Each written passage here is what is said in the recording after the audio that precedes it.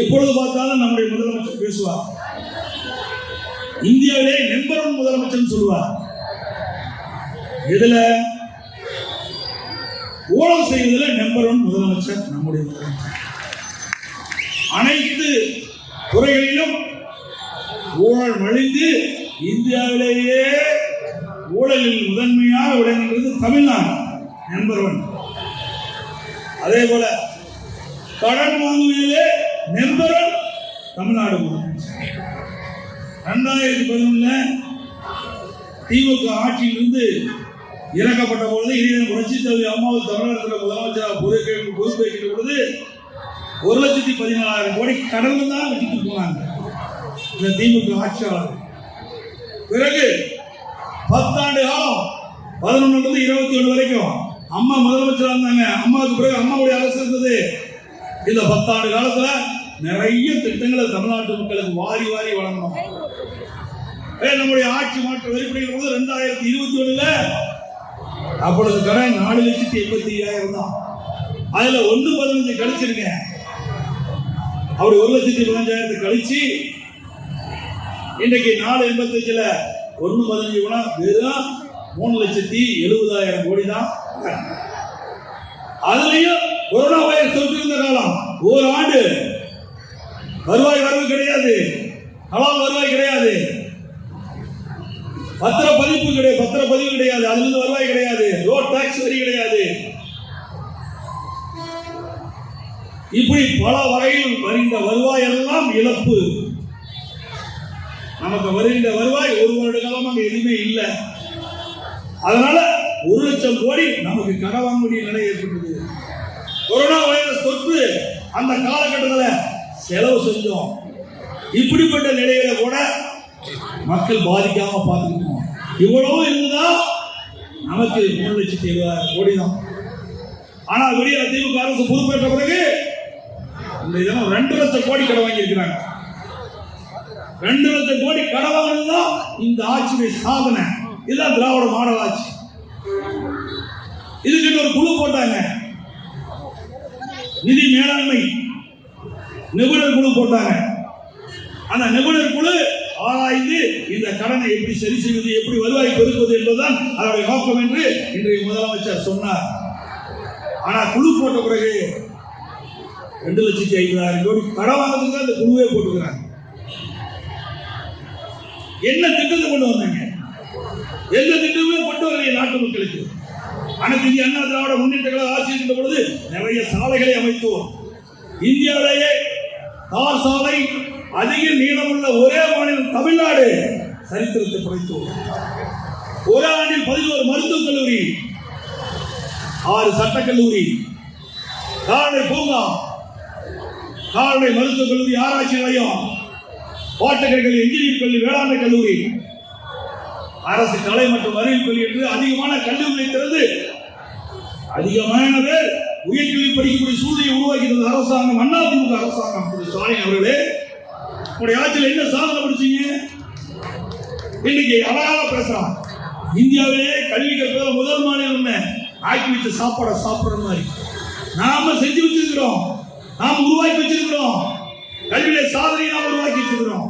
2030 இந்திய அளவில் அடைய வேண்டிய இலக்கை 2019-20 அனைத்து இந்திய அண்ணா திராவிட முன்னேற்ற கழக ஆட்சியிலே 154 பேர் உயர்கல்வி படிக்கின்ற சாதனை படைத்திருக்கிறோம். திராவிட முன்னேற்ற கழக ஆட்சி 2011 ஆட்சியிலிருந்து விலகின்ற பொழுது இறங்கின்ற பொழுது அம்மா முதலமைச்சராக பதவியேற்ற பொழுது 132 பேர் தான் உயர்கல்வி படிச்சுட்டு இருந்தாங்க. இன்றைக்கு 154 பேர் உயர்கல்வி படிக்கிறான்னு சொன்னால் கல்வியை புரட்சி மறுபடிச்சு கல்விக்கு அதிக நிதி ஒதுக்கீடு, நிர்வாக திறமை இதெல்லாம் இருந்த காலத்துல நாம சாதனை படிச்சிருக்கிறோம். அது மட்டும் இல்ல, பல்வேறு துறைகளில் தேசிய விருது. இன்னைக்கு உணவு தானிய உற்பத்தி இந்தியாவிலேயே அதிக அளவில் 100 லட்சம் மெட்ரிக் டன் மேலாக உற்பத்தி செய்து சாதனை படித்து தொடர்ந்து 5 ஆண்டுகள் கிறிஸ்தர்மாயில உதயநாத விருதை தான் பெற்றோம். விவசாயத்திலும் சாதனை படைத்தோம், மருத்துவத்துறையிலும் சாதனை படைத்தோம், கல்வியிலும் சாதனை படைத்தோம். நீர் மேலாண்மை, ஒரு சொட்டு நீர் கூட வீணாக கூடாது என்பதற்காக குடியின் மராமத்து திட்டம் என்ற அற்புதமான திட்டத்தை கொண்டு வந்து தமிழ்நாடு முழுவதும் இருக்கின்ற ஏரி, குளம், குட்டைகள் பொதுப்பணித்துறையின் சார்பாக 8000 ஏரிகள் தூர்வாரப்பட்டன. அதே போல உள்ளாட்சி அமைப்புகளாக 24,000 ஏரிகள் இருக்கின்றன. அதில் கிட்டத்தட்ட 100% உள்ளாட்சி துறைக்கு உட்பட்ட ஏரி குளம் குட்டை அத்தனை தூர்வாரி பெய்கின்ற பருவ காலங்களில் பெய்கின்ற மழைநீர் முழுவதும் சேமித்து வைத்து கோடை காலத்திலே மக்களுக்கு அந்த தண்ணீரை பயன்படுத்தக்கூடிய சூழ்நிலை உருவாக்கி தந்த நிலத்தடி நீர் உயர்ந்தது, வேளாண் பொருட்களுக்கு நீர் கிடைத்தது, குடிநீருக்கு பஞ்சமில்லாமல் தண்ணி கிடைத்த அற்புதமான அரசாங்கமாக நாங்கள் செயல்படுத்தணும். நீர் மேலாண்மையில் சாதனை, சமூக நலத்துறையில் சாதனை. முதல் மாநிலம் தமிழ்நாடு. சட்ட ஒழுங்கு சீர்கேட்டிலையும் முதல் மாநிலம் தமிழ்நாடு. மோசமான இந்தியாவிலேயே மோசமான முதலமைச்சர் பட்டியலையும் முதன்மையாக தமிழ்நாடு முதலமைச்சர். இன்னைக்கு தமிழ்நாடு முதலமைச்சரை பொறுத்த வரைக்கும் அது ஒரு குடும்ப கட்டுப்பாட்டுக்கு போயிட்டு. இந்தியாவில் ஒரு மாநிலத்துக்கு ஒரு முதலமைச்சர் தான் இருப்பாங்க. ஆனா தமிழ்நாட்டுக்கு தான் 4 முதலமைச்சரை பார்க்க முடியுது. குடும்பத்திற்கு ஆட்சி அதிகாரம் போய்விட்டது. இன்றைக்கு இருக்கிற முதலமைச்சர் பொம்மை போல் செயல்படுகிறார். ஒரு திறமையில்லாத நிர்வாக திறமையில்லாத ஒரு அரசாங்கத்தை இன்னைக்கு மக்கள் பார்க்கிறார். அதனாலதான் இவ்வளவு பிரச்சனை இருக்குது. அதோட இந்த ஆட்சி பொறுப்பேற்ற பிறகு கடுமையான வரி விதிப்பு. இன்னைக்கு சொத்து வரி, வீட்டு வரி 100% வரி இருக்குது. சென்னை மாநகராட்சி, சென்னை மாநகராட்சியில் கடந்த அதிமுக ஆட்சியில 2 கோடி பேருக்கு நீங்க சரி ஒரு வீட்டுக்கு 2000 ரூபாய் வரி கட்டிட்டு இருக்கீங்களா? இப்போ 4000 ரூபாய் வரி கட்டணும். 100% ஏற்றிட்டாங்க. இந்திய கூட்டணி அமைச்சதே இல்லைமோ என்னைக்கு தாயுடைய ராஜ்யம் சொன்னார். அந்த கட்சி ஏற்கனவே வெற்றி பெற்றதோட குறைந்த இடத்துல வெற்றி பெற்று எதிர்கட்சி அந்தஸ்தை எழுதுகிறது. ஸ்டாலின் முன்மொழிந்த காலத்தால காங்கிரஸ் எதிர்கட்சி அந்தஸ்தை எழுதுகிறது. இப்பொழுது இந்தியா கூட்டணி வலுவா இருக்குது. எங்கப்பா வலுவா இருக்குது? ஒவ்வொருத்தரா பிடிக்கும் போயிட்டு இருக்காங்க. இந்தியா கூட்டணி ஆட்சிக்கு வருமா? ஒருபோதும் இந்தியா கூட்டணி ஆட்சிக்கு இருக்கிற வாய்ப்பே கிடையாது. ஏன்னா இந்தியா கூட்டணி ஆட்சிக்கு வந்ததுல வள்ளியடிக்க முடியும். திமுக வெற்றி பெறுவது வெற்றி பெற முடியாது. ஆனா கற்பனை வெற்றி பெற்றுவதா நல்லா இலாக்காவணிக்கு கொள்ளையடிக்கலாம் மத்தியில அப்படின்னு திட்டப்பட்டுதான் இந்தியா கூட்டணி. இந்தியா கூட்டணி எப்பொழுது பார்த்தாலும் பேசிக்கிட்டு பேச பேச ஒவ்வொரு கட்சியா விலகி போயிட்டு. அது மட்டும் இல்ல, மத்தியில் ஆட்சி இருக்கும்போது 12 ஆண்டு காலம் மத்தியில் ஆட்சி அதிகாரத்தில் தான் திமுக. அப்ப 2G ஸ்பெக்ட்ரம் ஓனர் 1,73,000 கோடி ஊழல் செய்தார். காங்கிரஸ் தலைமையில் இருந்த அரசாங்கத்தில் அப்பொழுது மத்திய அமைச்சராக இருந்த திரு ராசா அவர்கள் தகவல் தொழில்நுட்பத்துறை அமைச்சராக இருக்கிற போது 1,74,000 கோடி கொள்ளையடிச்சாங்க. விஞ்ஞான முறையில் கொள்ளையடிச்சிருக்காங்க. அந்த கேஸ் நடந்துட்டு இருக்குது. அப்ப வரும்போது பல பேர் சிறைக்கு போகின்ற சூழ்நிலை இருக்கும். இன்னைக்கு விடியா திமுக அரசு அவர்களும் திமுக ஆட்சியில் அமைச்சராக இருந்த பொழுது அம்மா இருக்கிற வழக்கு தொடர்ந்து அந்த வழக்கு முடிவு பெற்று இன்றைக்கு அமைச்சருக்கு சிறை தண்டனை கிடைச்சிருக்கிறது. உச்சநீதிமன்றம் நாடி இன்னும் பல அமைச்சர்கள் சிறைக்கு போக இருக்கிறாங்க. பல அமைச்சர்கள் வழக்கு இருக்குது, நீதிமன்றத்தில் நடந்துட்டு இருக்குது.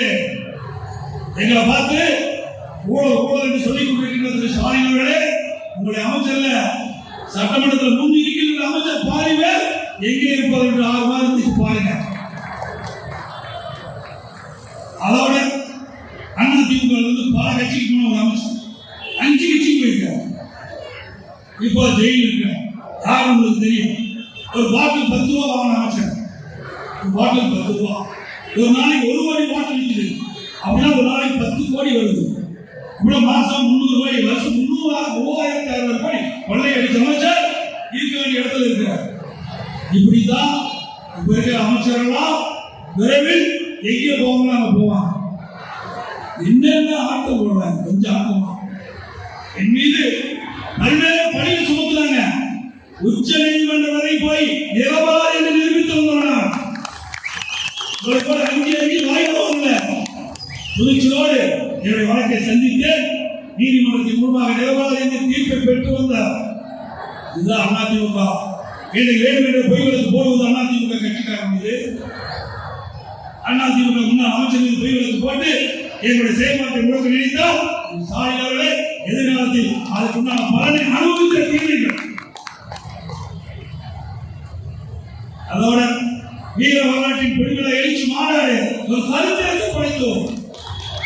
இன்றைக்கு தமிழக வரலாற்றிலே எந்த ஒரு கட்சிக்கும் 15 லட்சம் பேர் இந்த மாநாட்டுக்கு கூடின வரலாறு கிடையாது. அந்த வரலாற்றை நடத்தியது அதிமுக. அந்த அளவுக்கு மக்கள் சக்தி பெற்ற கட்சி. 2 கோடி தொண்டர்கள் உள்ள ஒரே கட்சி தமிழ்நாட்டில் அதிமுக ஒன்றுதான். 30 ஆண்டு காலம் தமிழ்நாட்டிலே ஆட்சி செய்த கட்சி அதிமுக அரசாங்கம். 30 ஆண்டு கால ஆட்சியில இன்னைக்கு தமிழக ஏற்றுமதி உயர்ந்த இடத்துல இன்னைக்கு கிடைத்து அதே மாதிரி இந்த நாடாளுமன்ற தேர்தல் வர இருக்கின்றன. நாடாளுமன்ற 39 இடங்கள் தமிழ்நாட்டில் பாண்டிச்சேரி ஒன்று 40 இடங்கள்.